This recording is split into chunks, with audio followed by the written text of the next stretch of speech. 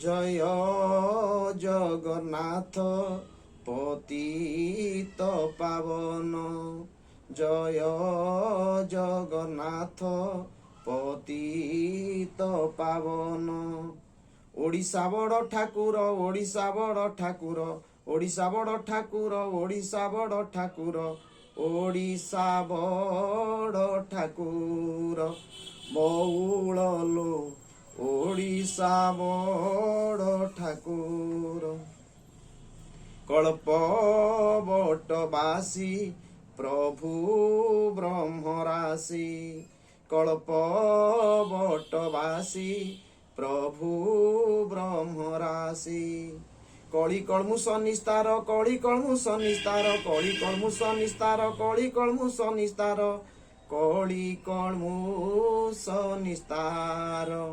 বহুଳ লো କଳି କଳ୍ମୁଷ ନିସ୍ତାର। ଜଗତେ ପଡ଼ିବ ଦୁଃଖ ଲୋ ବଉଳ, ଜଗତେ ପଡ଼ିବ ଦୁଃଖ ଲୋ ବଉଳ। ବିରଜା ଦେଲେଣି ଡାକ, ବିରଜା ଦେଲେଣି ଡାକ, ବିରଜା ଦେଲେଣି ଡାକ, ବିରଜା ଦେଲେଣି ଡାକ, ବିରଜା ଦେଲେଣି ଡାକ। ବଉଳ ଲୋ ବିରଜା ଦେଲେଣି ଡାକ। ଚଉଷଠି ଯୋଗ୍ନି ସଙ୍ଗତରେ ଘେନି, ଚଉଷଠି ଯୋଗ୍ନି ସଙ୍ଗତରେ ଘେନି। ସଂସାରେ ପଡ଼ିବ ଦୁଃଖ, ସଂସାରେ ପଡ଼ିବ ଦୁଃଖ, ସଂସାରେ ପଡ଼ିବ ଦୁଃଖ, ସଂସାରେ ପଡ଼ିବ ଦୁଃଖ, ସଂସାରେ ପଡ଼ିବ ଦୁଃଖ। ବଉଳ ଲୋ ସଂସାରେ ପଡ଼ିବ ଦୁଃଖ। ଆମରି ମାନଙ୍କ ପାଇଁ ମହାପୁରୁଷ ହାଡ଼ିଦାସ ଜୀ କହୁଛନ୍ତି ଯେ ଏସବୁ ଜିନିଷ ହବ, ଭୈରବୀ ଡାକ ଦବ। ଭୈରବୀ ଯେତେବେଳେ ଡାକ ଦବ ସେତେବେଳେ କଣ ହବ? ସେତେବେଳେ ମହାପୁରୁଷ ହାଡ଼ିଦାସ ଜୀ ମଧ୍ୟ ଆଗକୁ କହୁଛନ୍ତି, ଘନ ଘନ ରଡ଼ି ହେବ ଲୋ ବଉଳ, ମରିବେ ମେଳ ଛଗଣ। ସେ ଯୋଉ ରଡ଼ି ହବ, ସେ ଭୟଙ୍କର ରଡ଼ି ହାତରେ କେହି ଥୟ ପଡ଼ିବେ ନାହିଁ। ଭୈରବୀ ଡାକ ଦେବ ଲୋ ବଉଳ, ଜାଣ ଏ ଅଳପ ଦିନେ, ମାଳିକା ବଚନ ନ ହୋଇବ ଆନ, ଦେଖିବୁ ଦୁଇ ନୟନେ। ଜୟ ଜଗନ୍ନାଥ, ଜୟ ଜଗନ୍ନାଥ, ଜୟ ଜଗନ୍ନାଥ, ଜୟ ଜଗନ୍ନାଥ। ତେଣୁ ମହାପୁରୁଷ କହୁଛନ୍ତି ଯେତେବେଳେ ଭୈରବୀ ଡାକ ଦବ ସେତେବେଳେ ମହାପୁରୁଷ ହାଡ଼ିଦାସ ଜୀ କହୁଛି, ଭୈରବୀ ଡାକ ଦେବଲ ବଉଳ, ଜାଣ ଏ ଅଳପ ଦିନେ, ମାଳିକା ବଚନ ନ ହୋଇବ ଆନ, ଦେଖିବୁ ଦୁଇ ନୟନେ। ଘୋଟିଥିବ କୁହୁକ ଯେ ଦେଖୁଥିବେ ଲୋକ, ଭୈରବୀ ଦେବ ଡାକ ପୃଥି ପଡ଼ିବ ଚମକ। ମ୍ଲେଚ୍ଛ ମାନେ ସେ ବେଳରେ ହୋଇବେ ନିଧନ, ଏହି ବଚନ ତୁ ରାମ ରଖିଥିବୁ ମନ। ମହାପୁରୁଷ କହୁଛନ୍ତି, ଅଚ୍ୟୁତାନନ୍ଦ ଦାସ ଜୀ କହୁଛନ୍ତି, ଭୈରବୀ ଡାକ ଦବ। ଯେତେବେଳେ ଭୈରବୀ ଡାକ ଦବ ସେତେବେଳେ ଏଇଭଳିଆ ହବ। କଣ ହବ ନା, ଘନ ଘନ ରଡ଼ି ହବ, ଯୋଉ ରଡ଼ି କି ମଣିଷ ମାନେ ସହିପାରିବେ ନାହିଁ, ମଣିଷ ମାନେ ସାଙ୍ଗେ ସାଙ୍ଗେ ପ୍ରାଣ ହରେଇବେ। ସେଇ ଭୈରବୀ କଥା ମହାପୁରୁଷ ମାନେ ଲେଖିଛନ୍ତି। ପୁଣି ସେଇ ଭୈରବୀ ଡାକ ଯେତେବେଳେ ହବ, ଏମାନେ କେହି କାହାରିକି ଦେଖିପାରିବେନି, ବାପକୁ ପୁଅ ଚାହିଁଥିବ ପଳେଇଯିବ। ତେଣୁ ସେଇ କଥାକୁ ଅନେଇକି କହୁଛନ୍ତି ମହାପୁରୁଷ, ସେତେବେଳେ ଆଉ କଣ ହେଇଥିବ ନା, 7 ଦିନ ଅନ୍ଧାର ହେଇଥିବ। ପୁଣି ମହାପୁରୁଷ କହୁଛନ୍ତି, 7 ଦିନ ଯେ ଅନ୍ଧାର ଲୋ ବଉଳ, ସୂର୍ଯ୍ୟ ନ ହୋଇବେ ଦେଖା, ଶୃଗାଳ କୁକୁର ଘରେ ପଶୁଥିବେ, କେହି ନ କରିବେ ରକ୍ଷା। ଜୟ ଜଗନ୍ନାଥ, ଜୟ ଜଗନ୍ନାଥ, ଜୟ ଜଗନ୍ନାଥ, ଜୟ ଜଗନ୍ନାଥ।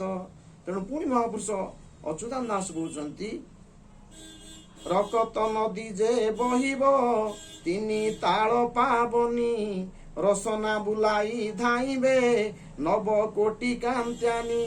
ଲାଭିଖଣ୍ଡ ଭୂମି ମଧ୍ୟରେ ଘୋର ସମର ହେବ, ଲିଙ୍ଗରାଜ କ୍ଷେତ୍ର ମଧ୍ୟରେ ଭୈରବୀ ଡାକିବ। ପୁଣି ମହାପୁରୁଷ କହୁଛନ୍ତି, ଲିଙ୍ଗରାଜ କ୍ଷେତ୍ର ମଧ୍ୟରେ ବି ଭୈରବୀ ଡାକିବ। ସେ ଯୋଉ ରଡ଼ି ହବ, ସେ ରଡ଼ି ହାତକରେ ବହୁତ ଲୋକ ବିନାଶ ହେବେ। ତେଣୁ ପୁଣି ସେଇ କଥାକୁ ଆମର ଭୀମ ଭୋଇ ମଧ୍ୟ କହୁଛନ୍ତି ଭକ୍ତମାନେ ବଛା ହେବେ ଭୈରବୀ ଡାକ ରାମଚଣ୍ଡୀ ଛାଡ଼ିବେ। ଆକୁ ଅରକ୍ଷିତ ଦାସ ମଧ୍ୟ କହୁଛନ୍ତି।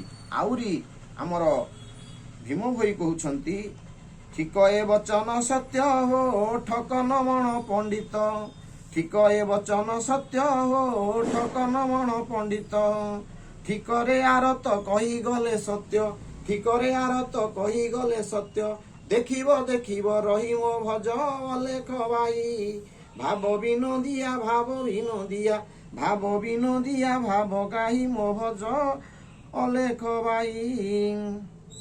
ତେଣୁ ମହାପୁରୁଷ ଆମର ଭୀମ ଭୋଇ କହୁଛନ୍ତି ଦିବସେ ଶୃଗାଳ ଡାକ ଦେବଟି ବିଶେଷ, ମଦ ମାଂସ ଖାଇ ସର୍ବେ ହୋଇବେ ଉଲ୍ଲାସ, ଗଡ଼ିବ ଯେ ମୁଣ୍ଡ ମାଳ କାହିଁ କେତେ ତହିଁ, କମ୍ପିବ ଭୈରବୀ ଡାକ ମନ ଥିବୁ ଦେଇ, ମିନ ଶନି ଯୋଗ ହେବ ଶୁଣି ଥାରେ ସେ ତ, ସେହି ବେଳେ ଭୈରବୀ ଛାଡୁଥିବ ଡାକ।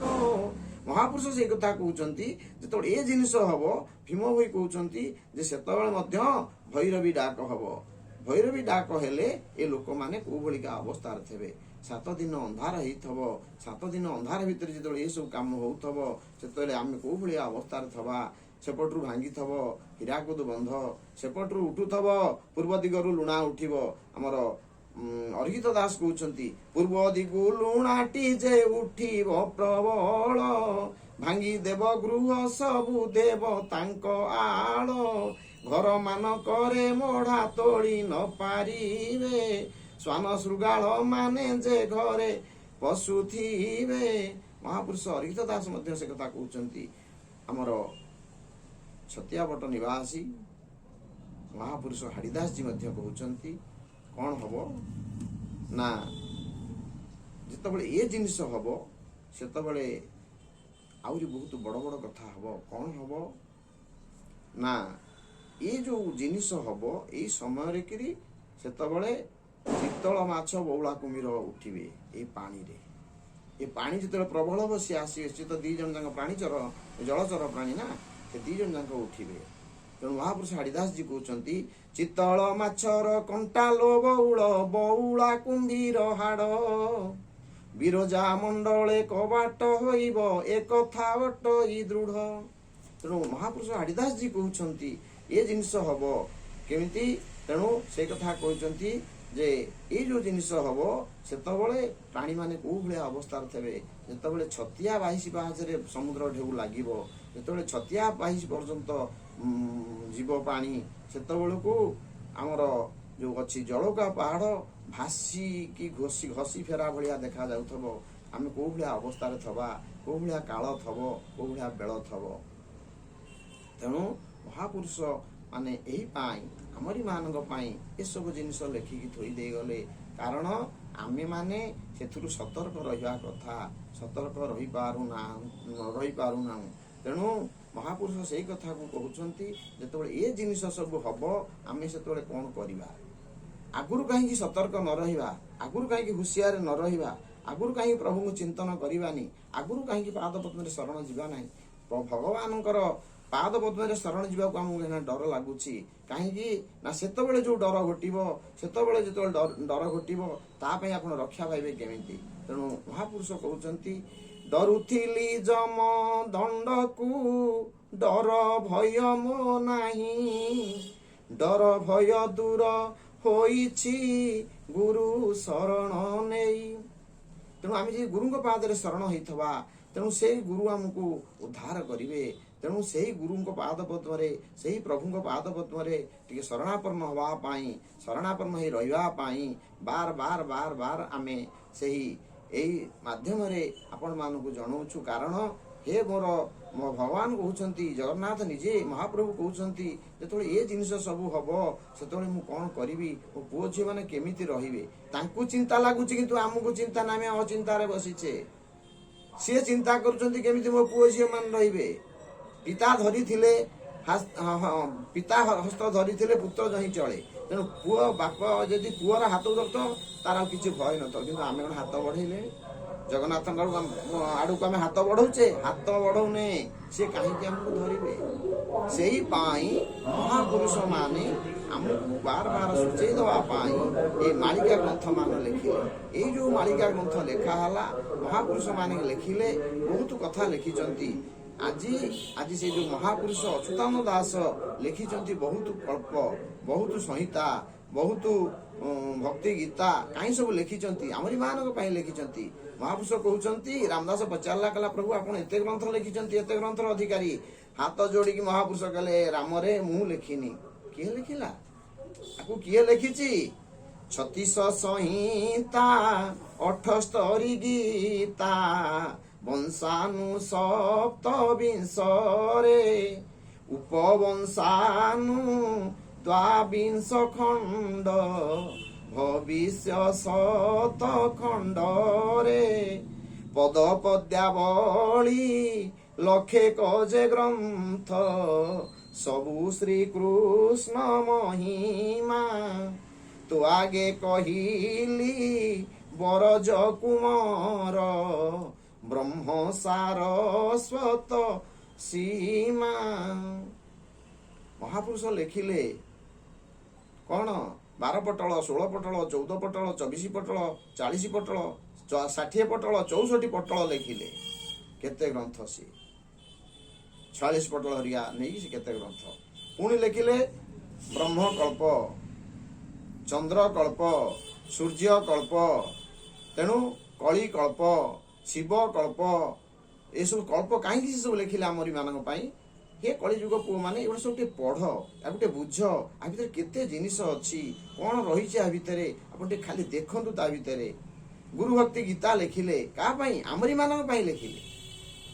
ଏସବୁ ଜିନିଷ ଲେଖିବାର କାରଣ କଣ? ମୋ କଳିଯୁଗ ପୁଅ ଝିଅ ମାନେ ଏଗୁଡ଼ା ପଢିବେ, ପଢିକି ବୁଝିବେ, କିନ୍ତୁ ଆମେ ତାକୁ ପଢିଲୁନୁ କି ବୁଝିଲୁ ନାହିଁ। ଏଇପାଇଁ ମହାପୁରୁଷ ବାର ବାର କହିଲେ, ଯେତେ ଗ୍ରନ୍ଥ ଲେଖିଛି, ବରାହ କଳ୍ପ ଲେଖିଛି, ବରାହ କଳ୍ପରେ 22 ଅଙ୍କ କଥା, ଏ ପତ୍ର ଝଡ଼ିବା କଥା ମଧ୍ୟ ଲେଖିଛନ୍ତି।